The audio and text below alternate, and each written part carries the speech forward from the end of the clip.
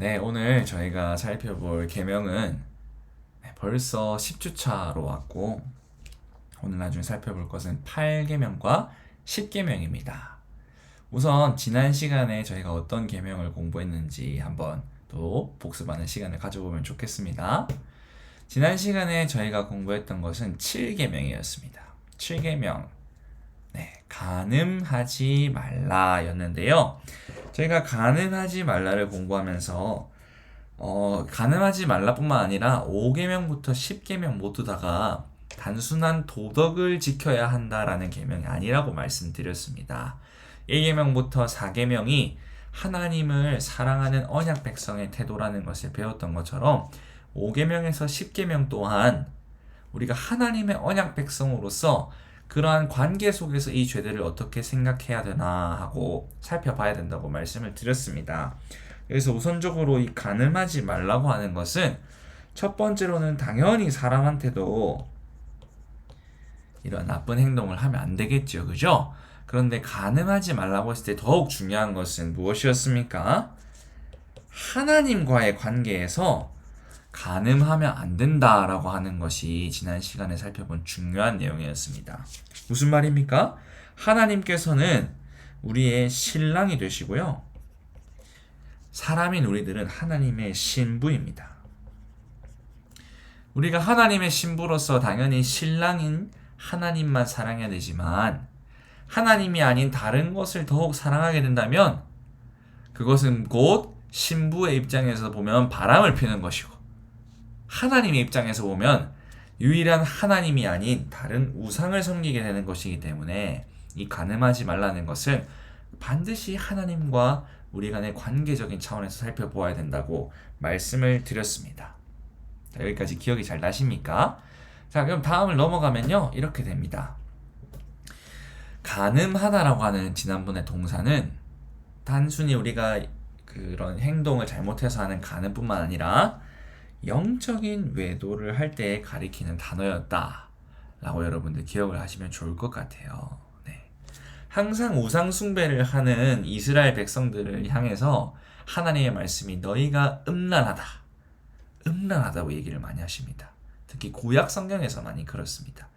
음란한 너희 자식들, 에스겔서에서도 많이 나오고요. 예레미야서에서도 많이 나옵니다. 음란한 너희들을 내가 너희를 내치지 않고 내 사랑으로 품었다 이렇게 얘기하시거든요. 근데 그들이 실제로 음란할 뿐만 아니라 하나님을 저버리고 우상을 섬기기 때문에 하나님이 그들을 음란하다 하시는 겁니다. 자, 이해가 되시죠? 네. 이렇게 우리가 간음하지 말라는 것이 영적인 외도를 하면 안 된다. 오직 하나님만 유일한 신으로 모셔야 된다라고 하는 뜻임과 동시에 따라서 우리는 언약 백성이라는 우리의 신분을 기억을 하고 여호와 앞에 영적인 정절을 지켜야 한다라고 하는 것이 간음하지 말라라고 하는 이 계명의 핵심 내용이었습니다. 네, 종이 있으신 분들은 위에 그 복습하는 부분에 빈칸을 잘 채워보시면 좋겠습니다. 네, 우리가 간음하지 말라라는 이 계명을 들을 때요, 행동뿐만 아니라 하나님 앞에 신실하게 다른 우상들이 아닌 오직 하나님만 우리의 왕으로 모시고 살아가는 우리 서울시민교회 여러분들 다 되셨으면 좋겠습니다. 네, 그러면은 이번에는 오늘 배울 계명들로 한번 넘어가 보도록 하겠습니다. 오늘 배울 계명은요, 두 계명입니다. 8계명과 10계명인데요. 네, 굳이 9계명을 안 한 이유는 8계명, 10계명이 조금 더 비슷한 공통적인 부분을 갖고 있기 때문에 제가 8계명, 10계명을 뽑아냈기 때문에 그렇습니다. 자, 우리 그럼 두 계명을 한번 각자의 자리에서 한번 읽어보시겠습니까? 시작! 도둑질 하지 말라. 내 이웃의 집을 탐내지 말라. 아멘. 이렇게 말만 이렇게 들어봤을 때 전부 다 뭔가 도둑질 하지 말라, 탐하지 말라라고 하는 것을 보니까 뭔가 비슷한 맥락이 있는 것 같습니다. 자, 그러면은 어떠한 비슷한 맥락이 있을지 혹은 또 어떠한 차이점이 이 계명들이 가지고 있는지 한번 살펴보는 시간을 가지도록 하겠습니다. 먼저 순서를 따라서 8계명을 살펴보도록 하겠습니다. 8계명의 핵심 계명은요, 이 세상의 모든 소유가 하나님의 것이라는 사실입니다. 한번 빈칸을 채워보시겠습니까? 네. 도둑질하지 말라라는 계명에 숨어 있는 것은 모든 것이 하나님께 속해 있다라는 것을 알려주고 있는 계명입니다. 하지 말라는 계명 역시 우리가 단순한 도덕이 아니라 언약 백성과 하나님이라는 관계적인 측면에서 계속해서 살펴보기를 원합니다. 우리가 그거를 딱 기억을 하고 가시면 좋겠습니다. 자, 먼저 인류 최초의 도둑질이 어디에서 시작이 되었을까요? 인류 최초의 도둑질. 자, 한번 적어보겠습니다. 에덴 동산에서 시작이 되었습니다. 전도사님, 에덴 동산에서 무슨 도둑질이 있었단 말입니까? 네, 여러분들이 생각하시는 바로 그건 맞습니다. 선악과. 선악과는 뭔가 우리에게 안 좋은 것을 알려주는 것 아닙니까? 그렇지 않습니다. 선악은 선과 악을 구별하는 그 기준이 오직 하나님께만 있다라고 하는 것이 바로 이 선악과였는데, 그래서 하나님께서 이 선악과를 먹지 말라고 하시지 않았습니까? 선악과 역시 하나님의 소유였어요. 그리고 이거를 분명히 사람이 손대면 안 된다고 공포를 하셨습니다. 그러나 인간, 우리 조상이 하나님의 소유를 침범했습니다. 그렇죠. 하나님의 소유인 선악을 알게 하는 그 나무에 열린 이 나무의 열매를 취하는 것, 이것이 바로 도둑질의 시작이라고 볼 수 있겠죠. 왜요? 그것조차 하나님의 소유이기 때문입니다. 그렇게뿐만 아니라 세상의 모든 것이 하나님의 소유입니다. 선악과만 지으신 게 아니라요, 우리는 1일부터 6일 동안에 하나님께서 만드셨던 천지 창조에 대해서 잘 알고 있습니다. 빛이 생긴 것도, 그리고 우리와 같은 인간이 생긴 것도, 이 땅에 있는 모든 만물이 생겨나게 하신 것도 바로 하나님이시기 때문에 그 하나님께만 모든 소유가 있다라고 하는 것, 우리가 여기서 도둑질을 하지 말라고 하는 계명의 시작이 된다는 것을 기억을 하고 넘어가야 될 것 같아요. 네. 우리가 소유라고 생각을 하면 물건으로 생각하는 게 많거든요. 그러나 하나님의 입장에서 봤을 때는 물건만을 얘기하지 않습니다. 심지어는 눈에 보이지 않는 것도 다 하나님의 소유입니다. 공기며 어떤 떠다니는 기체들 모두 다 하나님의 소유고요. 하나님께서 만드셨기 때문에요.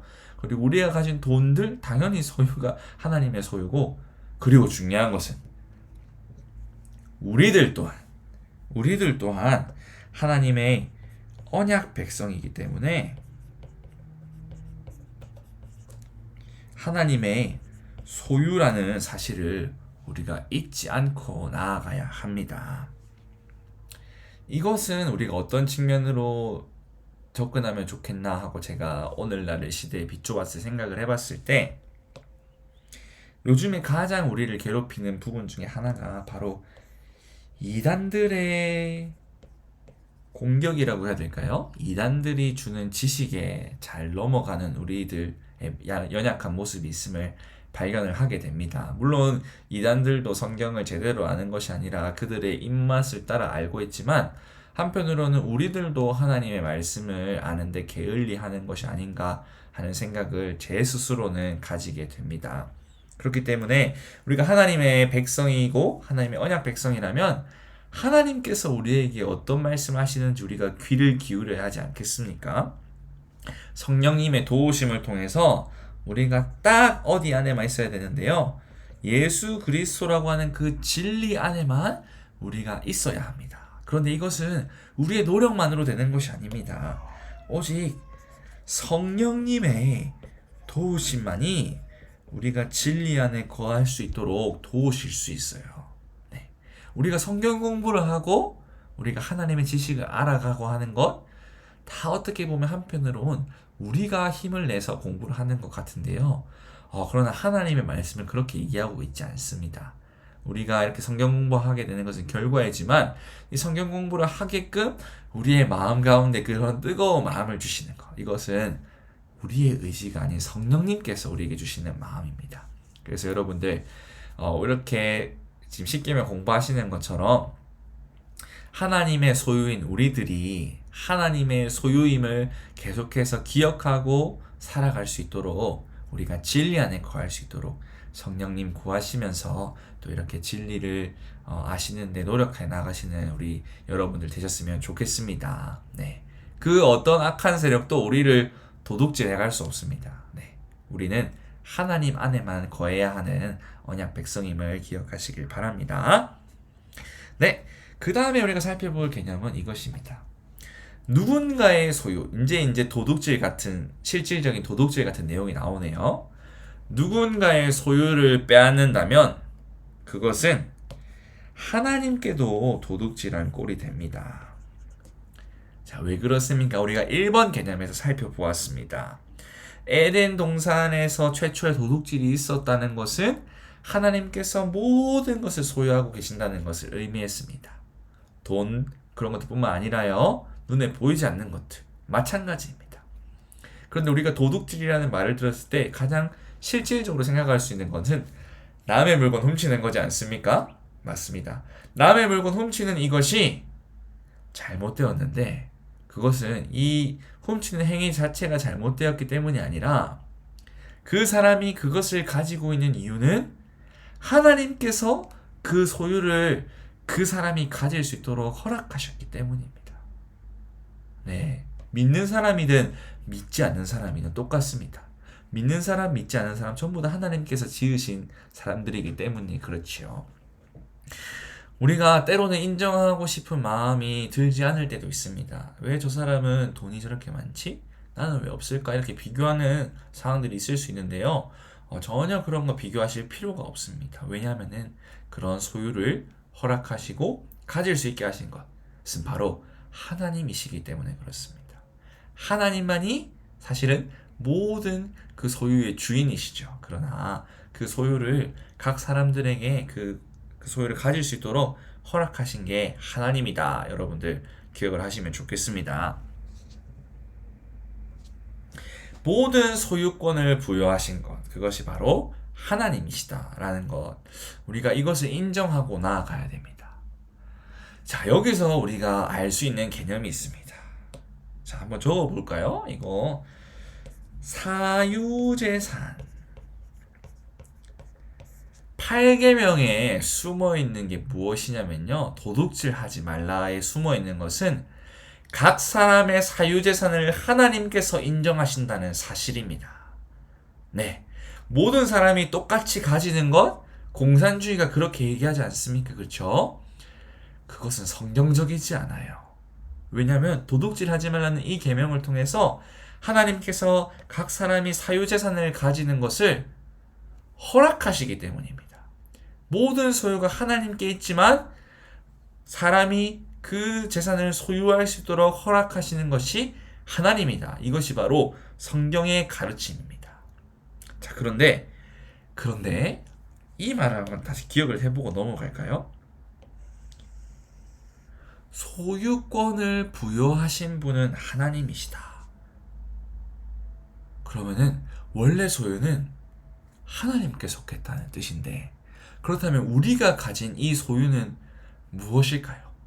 믿는 사람, 믿지 않는 사람 전부 다 하나님께서 이 소유를 허락하셨다면 우리 믿는 사람들이 가진 이 소유, 하나님께서 우리 각 사람에게 허락하신 이 소유는 도대체 어떤 의미가 있고 그리고 이걸 어떻게 사용을 해야 되는가, 우리가 생각해 보지 않을 수 없는 그런 대목인 것 같습니다.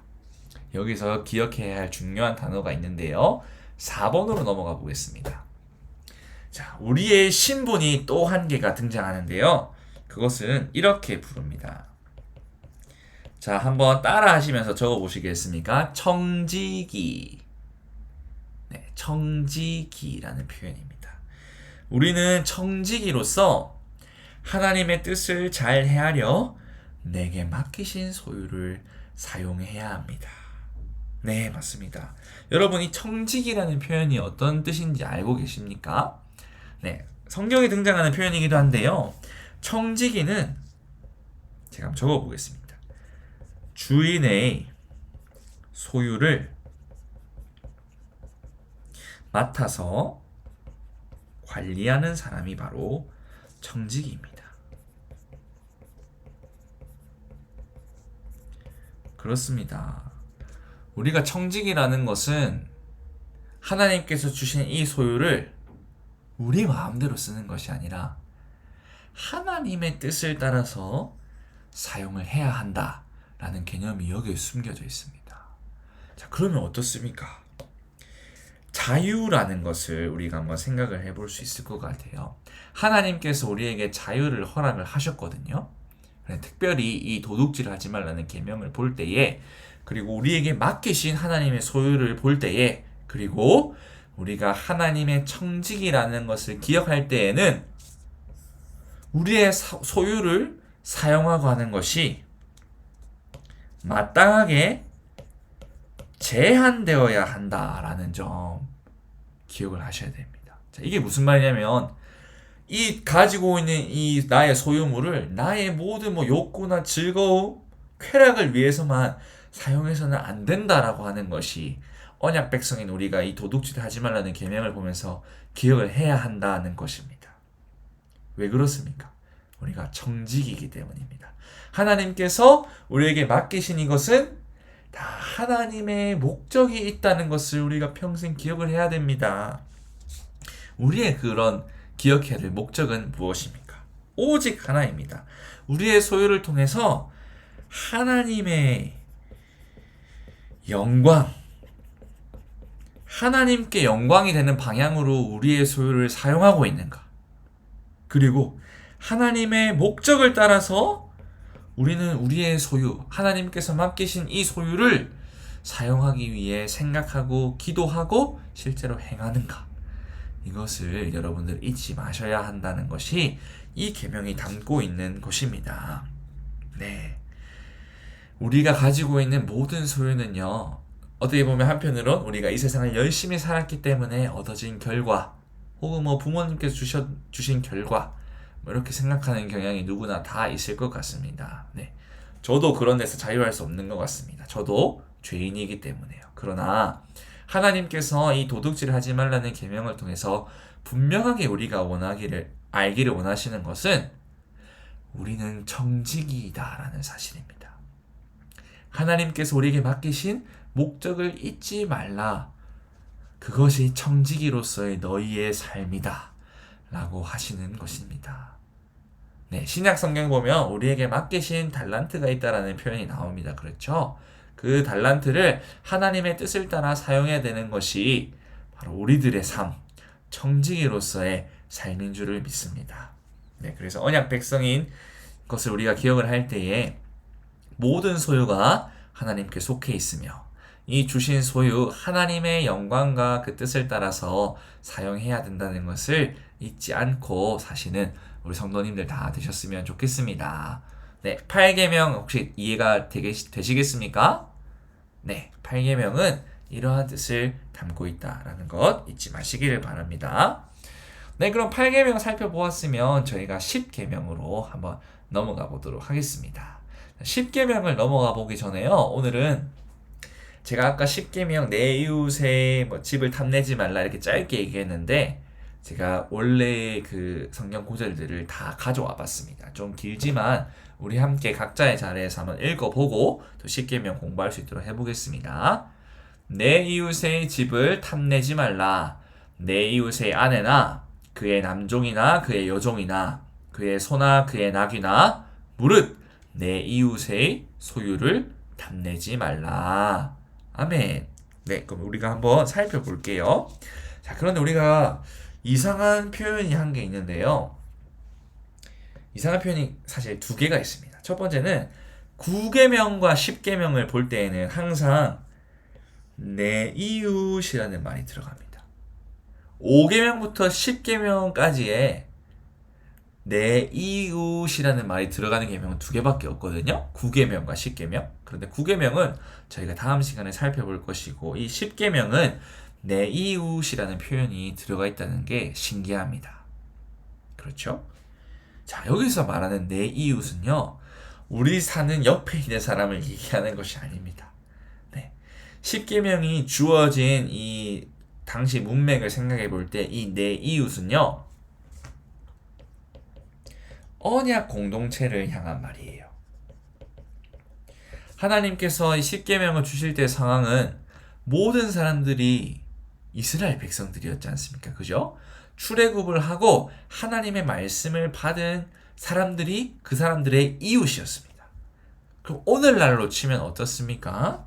뭐 작게 보면 우리 교회 사람들, 그리고 함께 하나님을 믿고 예수 그리스도를 우리의 구원자로 고백하는 우리 그리스도인들에게만 해당되는 표현이라고 할 수 있겠습니다. 물론 확장시켜 봤을 때 제 옆에 사는 이웃일 수도 있지만은, 그래도 1차적으로 우리가 기억해야 되는 것이 이 내 이웃이라는 표현은 함께 예수 그리스도를 믿는, 특별히 우리 서울시민교회에 속한 공동체를 향한 말씀이다라고 보시면 되겠습니다. 두 번째 특이한 점이 무엇이냐 하면은, 자, 제가 10계명 이야기 전에 5계명부터 한번 읽어보겠습니다. 내 부모를 공경하라. 살인하지 말라. 간음하지 말라. 도둑질하지 말라. 내 이웃에 대하여 거짓 증거하지 말라. 이까지 9계명인데요. 이 5개의 공통점은 전부 다 행동에 있습니다. 행동. 그렇죠? 공경해라, 도둑질하지 말라, 간음하지 말라, 살인하지 말라, 이렇게 행동에 관련된 건데, 오늘 저희가 살펴보는 이 내 이웃의 집을 탐내지 말라라고 하는 것은 행동보다 어디에 초점이 있습니까? 마음에 초점이 있다 라고 하는데, 그 특이한 점이 있습니다. 내 이웃의 집을 탐내지 말라. 그쵸? 마음에 그 핵심이 있는데요. 자, 여기서 우리가 제목으로 가보겠습니다. 제 10계명의 핵심 개념은 바로 우리가 앞에서 살펴본 것처럼 마음인데, 그 중에서도 어떤 마음입니까? 탐내는 마음, 탐심입니다. 탐심. 10계명의 10번째 계명의 핵심은 바로 탐심을 품지 말라는 데에 있습니다. 자, 이 탐심은 어떤 건지 우리가 한번 살펴보기를 원하는데요. 탐내는 것은 모든 사람에게 있는 일반적인 그런 욕구를 벗어나서, 일반적인 욕구는 당연히 있을 수 있지 않습니까? 그죠? 근데 어떤 대상을 향해 과도하게 집착하고 혹은 절제하지 못하는 내면의 상태를 말합니다. 네. 탐심은요, 집착입니다. 그리고 절제하지 못하는 것입니다.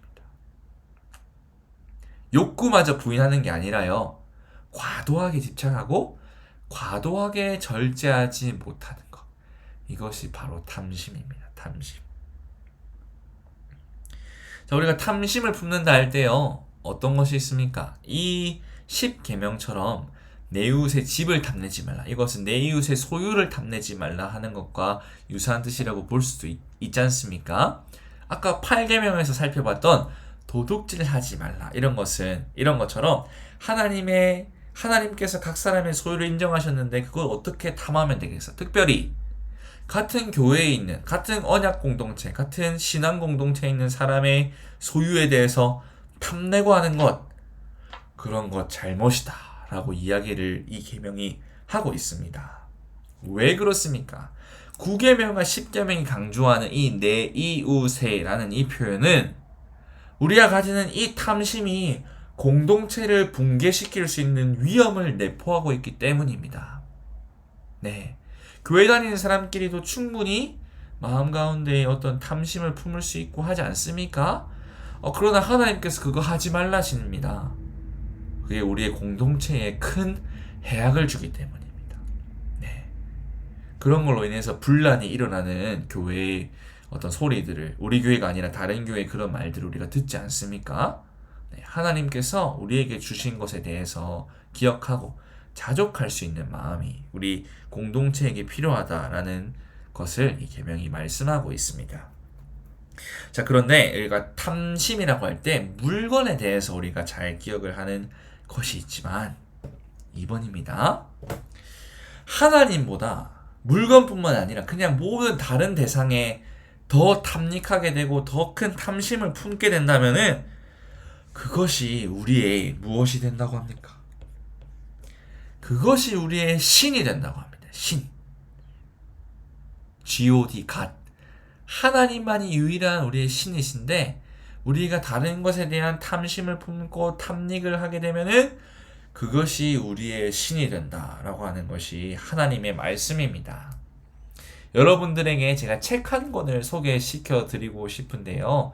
꼭 제가 읽으라고 권장드리는 것은 아니지만 과연 이 시대를 살아가는 우리들이 노출될 수 있는 하나님인 줄 알면서도 믿고 있는 신이 어떤 것이 있는지 설명하는 책이 있습니다.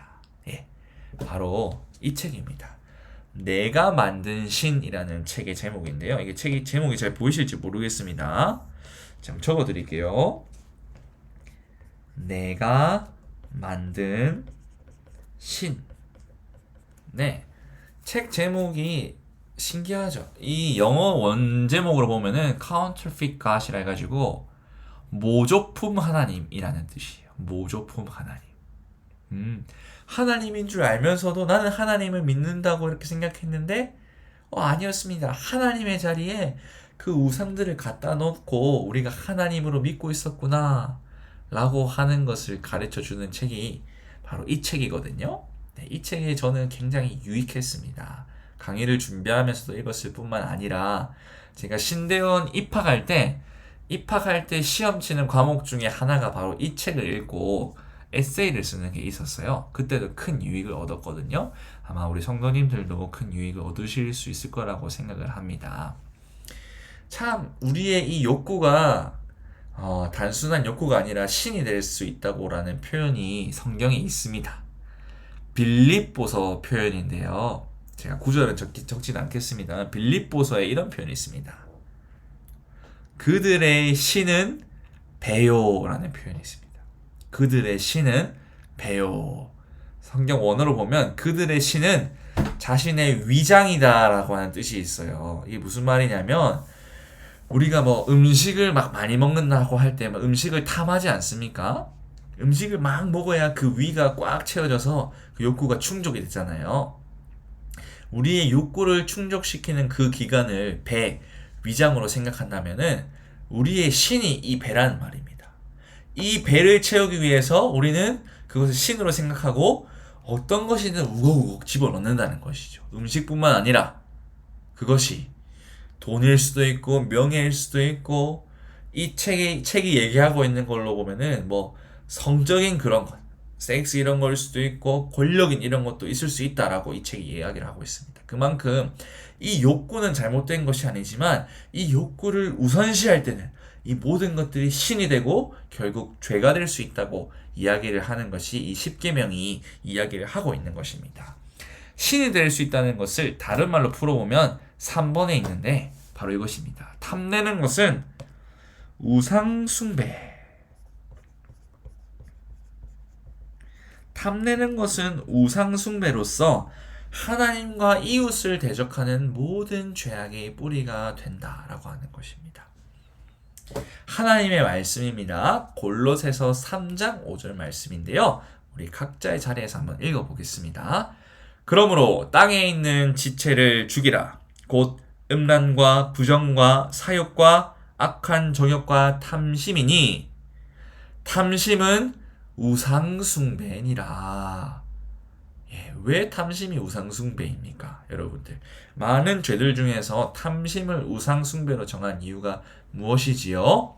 네, 탐심 모든 것을 하나님보다 앞서서 생각할 수 있고 결국 그것이 신으로 만들며 우상숭배를 할 수 있도록 만드는 것이기 때문입니다.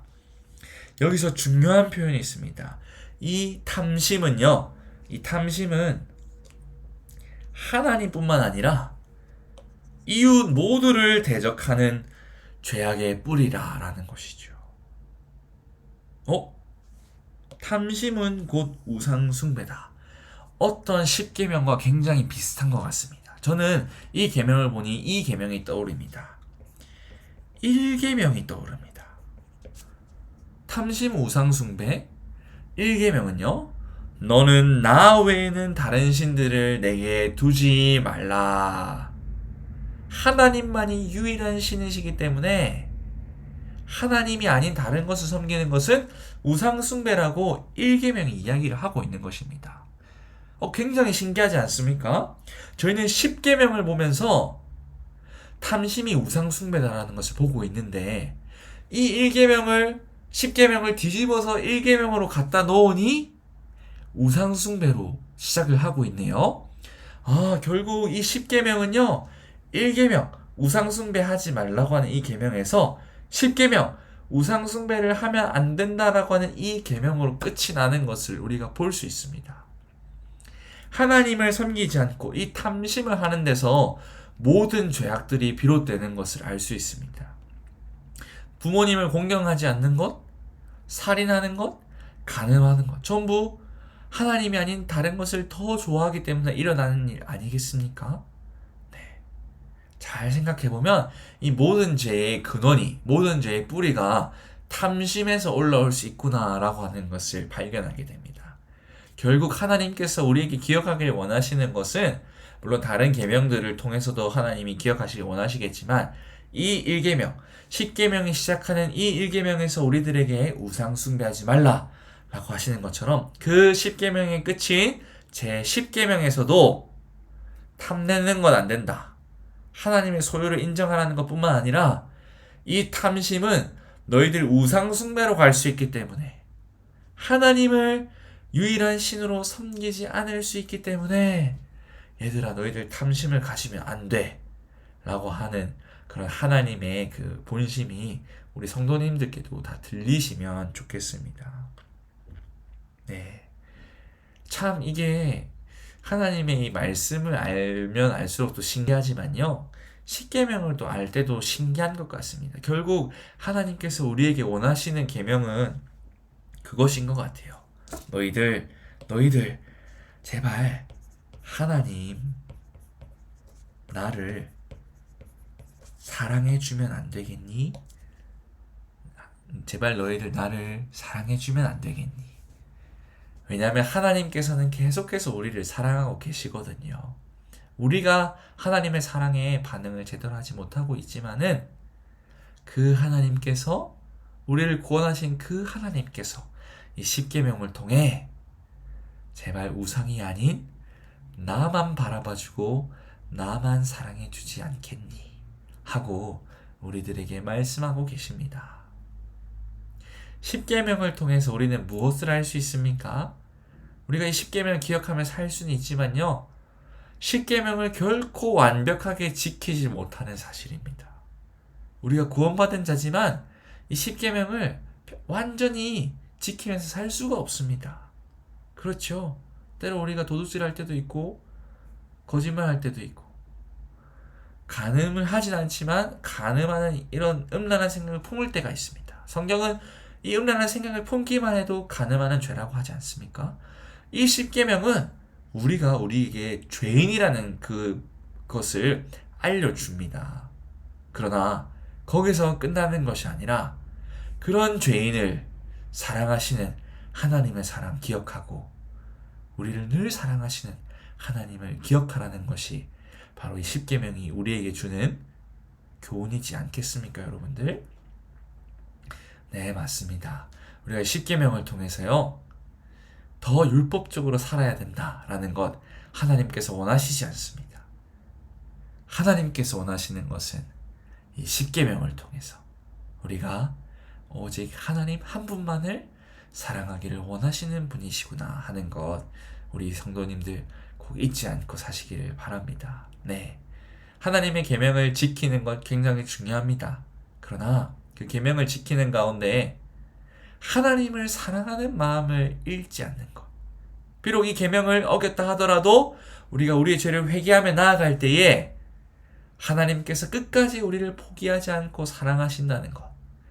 우리가 그것을 믿음으로 고백하며 나아가야 하는 하나님의 언약 백성인 줄을 기억하고 사시는 우리 성도님들 다 되시기를 기도드립니다. 네, 감사합니다. 그러면은 우리 오늘 공부했던 이 계명들, 우리가 오늘 공부한 내용들 기억하면서 한번 큰 소리로 읽고 오늘 공부를 마치도록 하겠습니다. 시작! 도둑질 하지 말라. 내 이웃의 집을 탐내지 말라.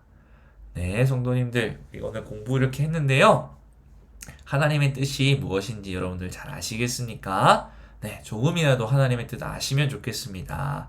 우리가 이 계명들 기억하면서요, 하나님이 우리에게 주신 그 마음, 하나님이 늘 우리를 사랑하고 계신다는 것 잊지 마시고 하나님만을 섬기며 나아가는 언약 백성들 다 되실 수 있기를 주님의 이름으로 간절히 기도드리겠습니다. 아멘. 감사합니다.